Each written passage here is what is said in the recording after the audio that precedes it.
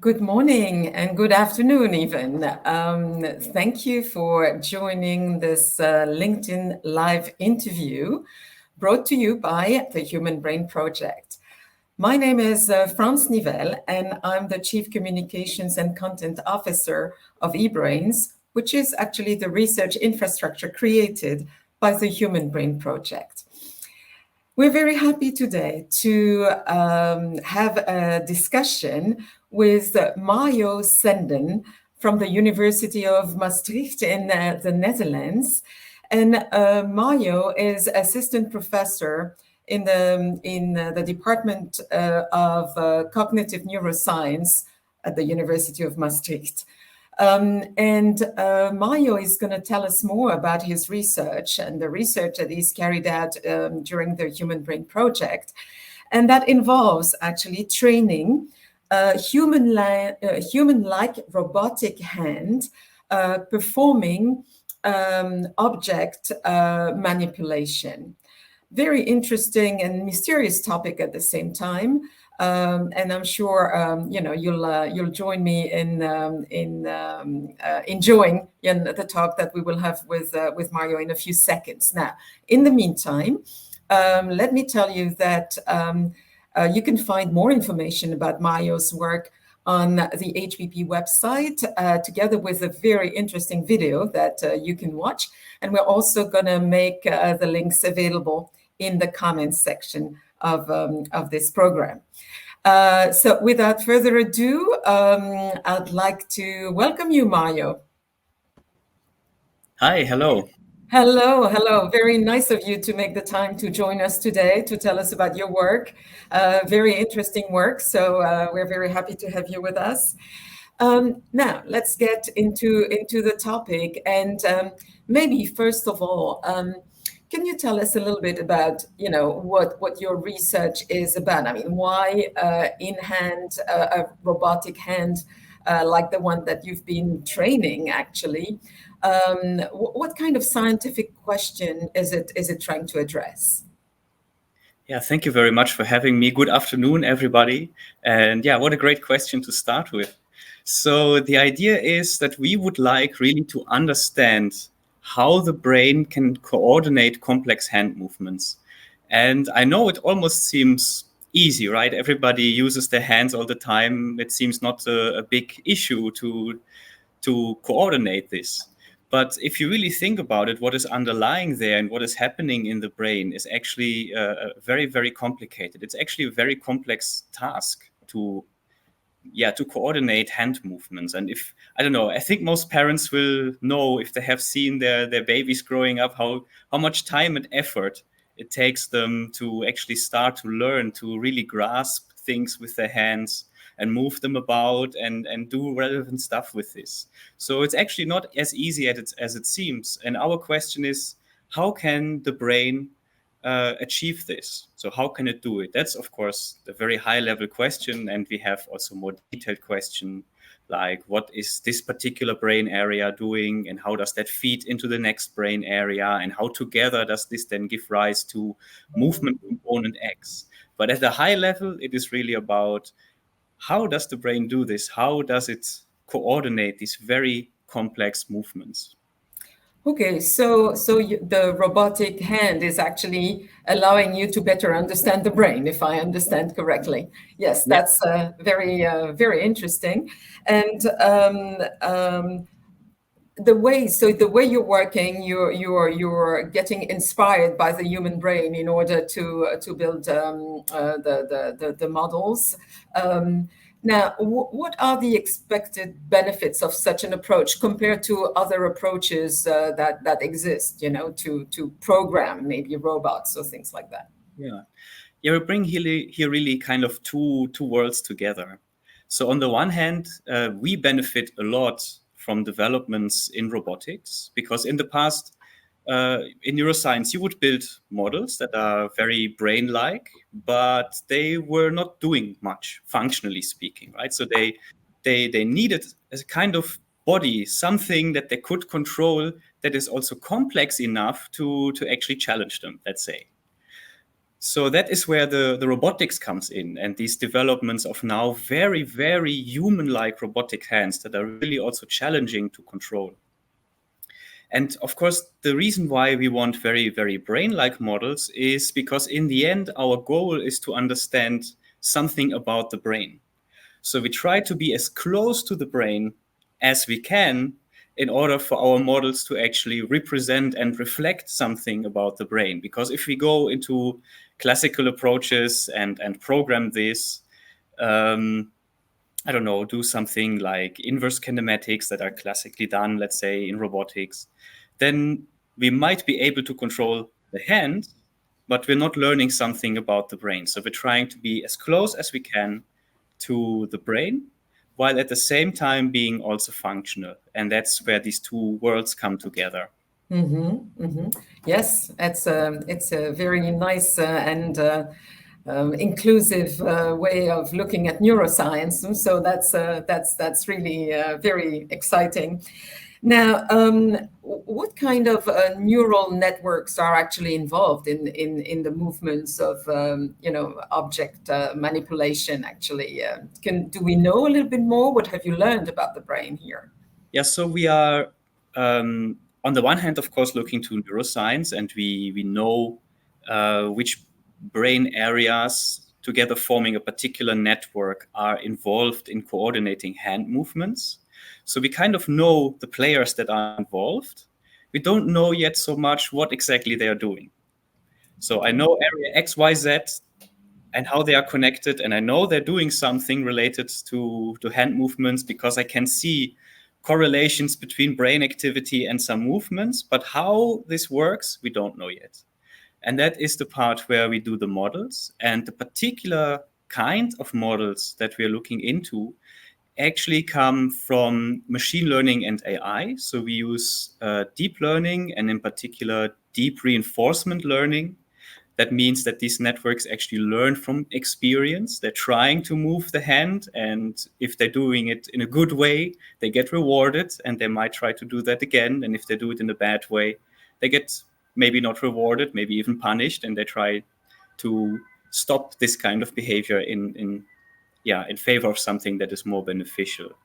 And the reason why we go for this deep learning approach is again because it has its root in something that is biologically inspired, let's say.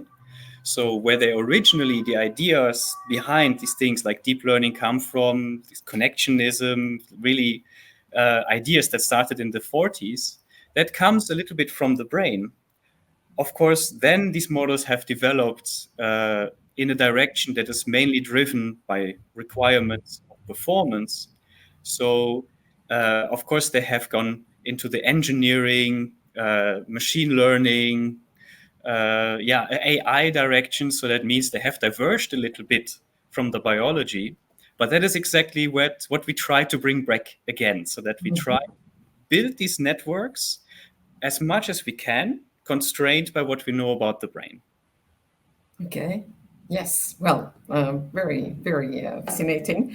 Now, in order to build such a model, what do you need actually? I guess you need a lot of data, and I guess you also need access to supercomputers. How practically? I mean, how do you go about that? In your lab, and do you? Within the Human Brain Project, did you have the opportunity to interact maybe with other groups that could feed actually your work? And because that's quite interesting to know how all this connects. Yeah, absolutely. So to construct our networks, which are brain inspired, of course, we need to have information about the brain.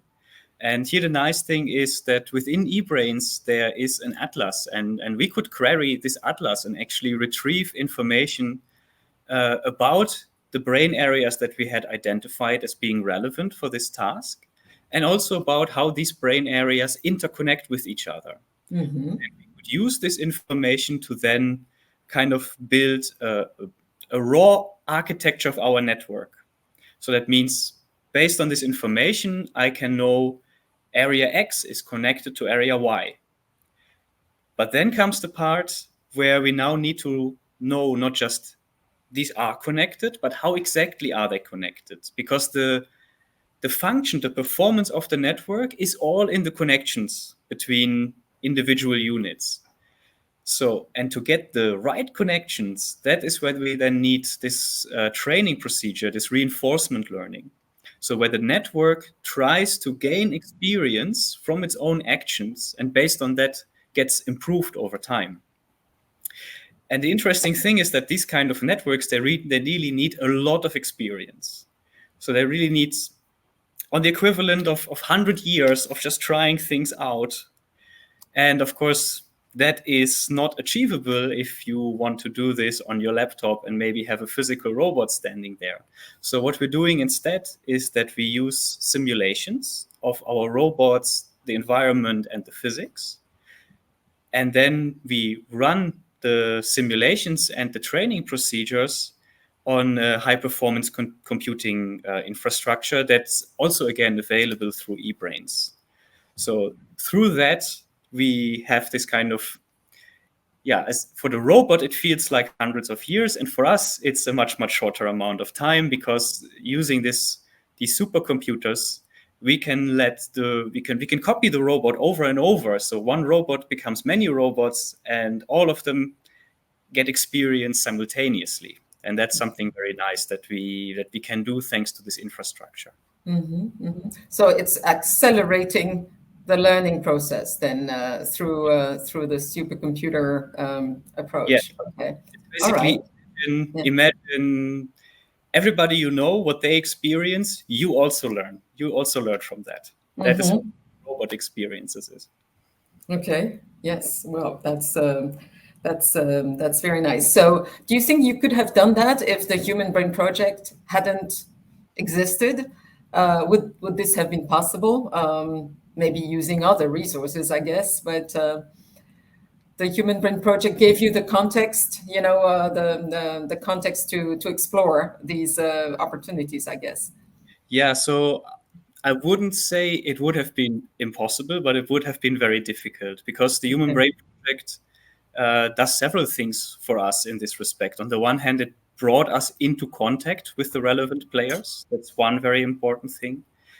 And it provided for us relatively easy access to the data and to the infrastructure.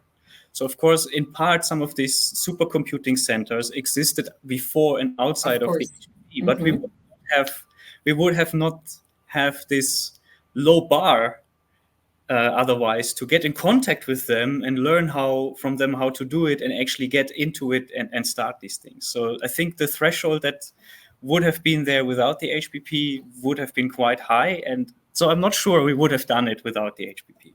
Okay, well, that's good to hear. That's why the project, Yes. was launched. It's to allow, such discoveries. Now, do you think that your research, can be expanded into real robots then? Or, I mean, how do you see this, for the future? How do you see this translated, further? Yeah. So an interesting thing is, of course, that because we train the robot in simulation, we have, of course, just one image, let's say, of the real world, of the real physics. So a problem that always arises with these kind of things is that simulations are never perfect. They never perfectly capture reality. And that can make it very hard to generalize. So if I have my network and my robot and they perform very well in my simulation, and then I translate this to a real robot, it might not work. Okay. So what we are trying to do is to use two kinds of approaches that we actually try to combine that would allow our robot to generalize to also physical implementations of the robot. So the one thing is that we randomize the simulation, we randomize the physics of the simulation, so that in a sense, the physics of the real world is just contained in all these different physics worlds that we have tried out and where the robot has been able to perform. And in order to speed that up, because that would actually, multiply how much training the robot would need by kind of a very big factor. We're actually again looking to biology and looking in particular to the cerebellum, because the cerebellum is very nice in fine-tuning and controlling a little bit our motor movements. So if the robot has trained or has learned to behave well in one physics simulation, and we then go to another simulation, the cerebellum, the idea is that the cerebellum will help the robot to learn faster and generalize faster in this new simulation. Because it has, for instance, learned how certain commands are sent to the hand, to the muscle, relate to kind of sensory experiences that the robot will also have. Because the robot can see, it can touch, it can feel the configuration of its joints. So it will learn associations with this. And if something is off, it will give signals that will help to offset what is off. So of course, once we go to another physics world, things will be off. They will not be exactly as expected, but the cerebellum will then help and say, look, this was off in this direction by this much. So maybe try a little bit to counteract here. And the idea is that this will help the robot to generalize more easily than if it would just have to brute force kind of learn all these physics worlds. Wow. Yes. And, if we look a little bit into the future, where would you see some potential, real life applications of your research?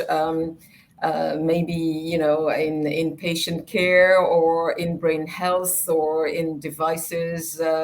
What if we could imagine the world of tomorrow, with your research, where would you see this being very impactful? Yeah, that's a very good question. So what we find very important is not just to do our own research and maybe make a little contribution to our understanding of how the brain coordinates all kinds of movements, not just hand movements. Mm-hmm. What we would like to do, and that's again something that is very much supported by EBRAINS, is to make our tools available to the community so that other researchers have tools available for constructing similar networks, similar models, but also for training them, and maybe even with access to high performance computing. And in that way, kind of, accelerate the research in general, because it's now not just one lab that's trying to do something, but now there are many, many researchers who can use the same tools and address more questions that are related, but also go beyond what we're doing at the same time, right? Because they say, we're doing hand, maybe others want to do something about walking or other aspects of movement.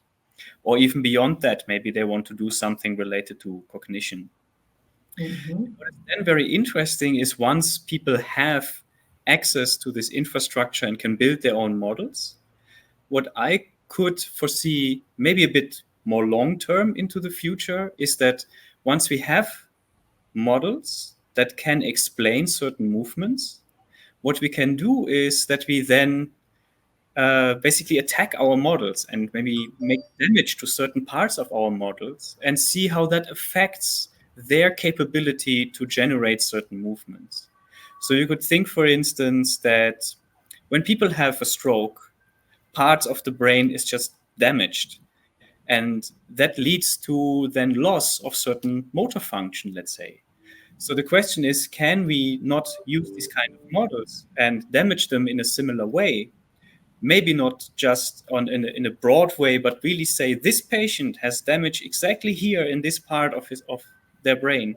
Can we not damage the exact same part in our models and see, first of all, if that is explanatory of the kind of deficits that these people experience, but maybe also as a means to test some kind of interventions. So if we then give an intervention to this model and try to let it relearn to be able to do certain movements and maybe evaluate one intervention versus another, which is actually the most promising to achieve this, that we can maybe take then this knowledge back to the patient and say, look, we have tested it, and this kind of intervention should help you most to regain these capabilities. Okay, wow. This is indeed very fascinating um, and opening really new pathways, towards patient care. What did I want to say? Yes, and you see this in what kind of far future? I mean, are we talking 100 years? Are we talking 20 years? Are we talking shorter term? I mean, based on, I know I'm asking you to guess, and you don't have a crystal ball. I know No. that. But I mean, realistically, what are we talking about in terms of potential and preliminary, maybe, applications of this? Yeah, I would think that from the scientific side, within the next 5 years, we should have models um, of certain movements or of certain parts of the body and being able to move them in interesting ways. So we are doing the hand, others might do something else. So maybe in 5 years we're on the scientific side at this level, more the fundamental research. How does it work in the healthy brain? So maybe in 10 to 15 years, we are at the level where we start to translate this maybe more into a clinical application so that people have first understood something in the healthy brain, now try to understand diseases or damage that might have happened. And then maybe another 5 years on top. So maybe in 20 years, it's then more that people go away from the research and do it more into the application. So I do think that trajectory from the fundamental to clinical research, and then the step beyond that where it's actually a kind of application. Okay. Maybe All 20 right. years, if I, Yes. yeah, but don't hold Okay. myself to the fire. Good. So we're still asking, patients to have a little bit of patience, as somebody mentioned in another conference I attended a few days ago. But still, I mean, the good thing is that it looks likely, and it's not pure science fiction. I mean, the science is progressing, we're advancing. So yes, it may take a few years, but it's a few years that seem to have like a kind of concrete endpoint, which is very encouraging also, when you look at, the progress that has been made in brain health in the last years. I mean, this is very comforting to know that there is more to come. Well, I think that's all very exciting. So you were saying that you will. Because we may have researchers, attending our conversation. So you were saying that the training models or the training not programming then, but the training materials, I would say, to train the models would be made available and would be shared on eBrains. Is that the case already, or when is that going to be? Yeah, so some of the trained models, so they are basically ready to go. They can already do what they have been trained on. They are on eBrains, and we are developing pipelines and software together with eBrains that is being made available. I think the first version will already be made available this year. That Okay. then capable of training networks on all kinds of tasks. So it doesn't have to be this in-hand manipulation that we have. It can be completely different tasks, but it's the same kind of procedure. And an important aspect is that it's based on these brain-inspired models. Okay, fantastic. And I think this is a real illustration of, open science and sharing research. And because it looks like this is the only way to really move forward. If everybody works in their own lab on their own and reinvent the wheel everywhere, it's a little bit sad. That's also, the purpose of eBrains is to allow researchers to share their knowledge and build on one another's knowledge in order to move forward and to hopefully, go and achieve breakthroughs like, you are actually on the very right way towards.